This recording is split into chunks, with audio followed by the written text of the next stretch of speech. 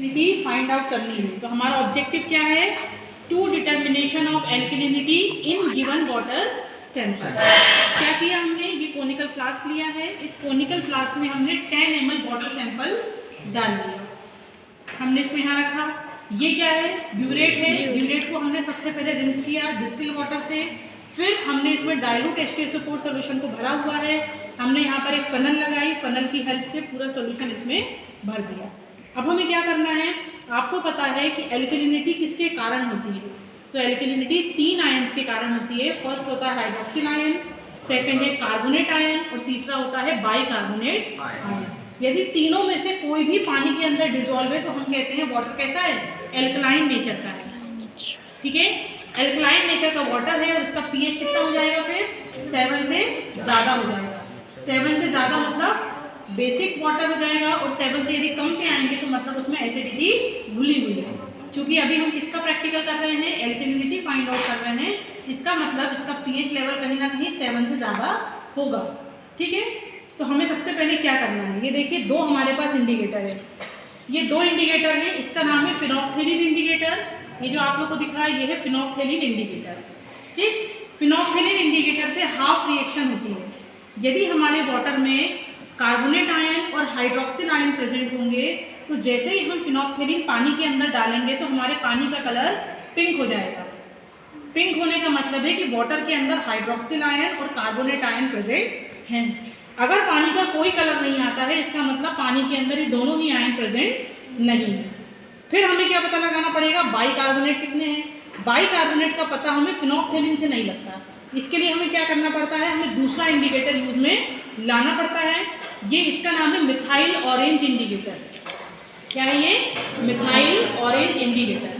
ठीक है, half reaction इससे होती है, हाफ रिएक्शन इससे होती है और दोनों मिलाकर कंप्लीट रिएक्शन हो जाती है दोनों इंडिकेटर की हेल्प से। और इस पूरी रिएक्शन को हम बोलते हैं न्यूट्रलाइजेशन रिएक्शन।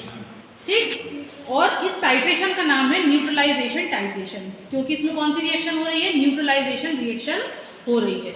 यानी हमारे ब्यूरेट पे क्या है? एसिड है। इसके अंदर क्या है? बेस है। तो एसिड के द्वारा इस बेस को निष्क्रिय करने की जो प्रकृति होती है वो कहलाती है बेसिसिटी। अगर आपसे कोई क्वेश्चन करे कि व्हाट इज एल्किलिनिटी, एल्किलिनिटी होती क्या है, तो आप बोलेंगे जितना एसिड इसको निष्क्रिय करने में लगता है वो उसकी एल्किलिनिटी कहलाती है। यानी जैसे ही एसिड को हम पानी में डालेंगे तो पूरा एसिड क्या करेगा? उस एल्किलिनिटी को न्यूट्रलाइज कर देगा। इसलिए इसका नाम है न्यूट्रलाइजेशन रिएक्शन। और चूंकि इसका यूज हम इस टाइट्रेशन में कर रहे हैं इसलिए इस टाइट्रेशन का नाम है न्यूट्रलाइजेशन टाइट्रेशन। समझ गए बात? अब हम इसको करके दिखाते हैं आपको। हमने क्या लिया कोनिकल फ्लास्क में? सबसे पहले हमने कोनिकल फ्लास्क में 10 ml वाटर लिया है। अब हमें इसमें क्या करना है? एक इंडिकेटर मिलाना है। ये क्या है? फिनोक्थिलीन इंडिकेटर है। इसके 2 से 3 ड्रॉप हम इसमें डालेंगे।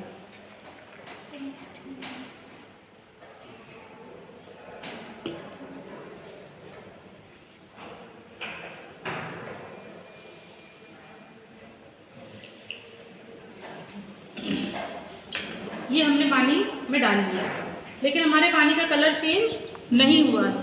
इसका मतलब ये है कि हमारे वाटर में हाइड्रोक्सिल आयन और कार्बोनेट आयन एब्सेंट हैं। सिर्फ क्या प्रेजेंट होंगे? अगर होंगे तो बाइकार्बोनेट, बाकी कुछ भी प्रेजेंट नहीं है। अगर होते तो इसका कौन सा कलर आ जाता?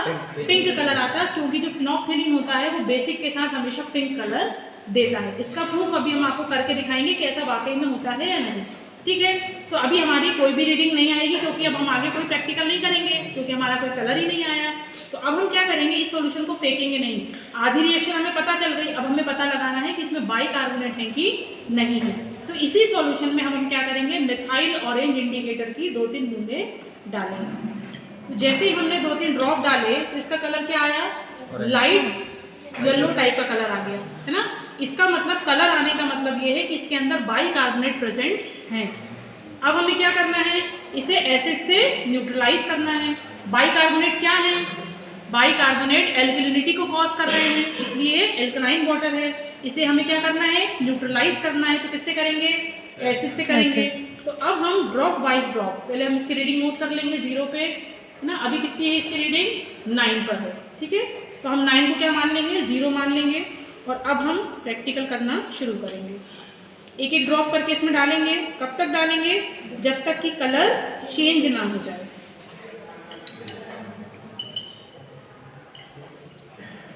वापस से इसमें पिंक कलर रीअपियर होगा।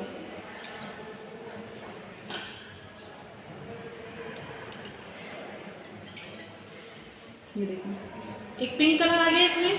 इसका मतलब ये है कि अब हमारा पूरा इसमें जितनी भी बाइकार्बोनेट्स प्रेजेंट थे वो पूरे तरीके से न्यूट्रलाइज हो गए हैं। उसने इस एसिड के साथ कोई ना कोई बॉन्ड बना लिया है। ठीक है, इससे हमें क्या पता चला कि हमारे वाटर में क्या थे? बाइकार्बोनेट्स प्रेजेंट थे।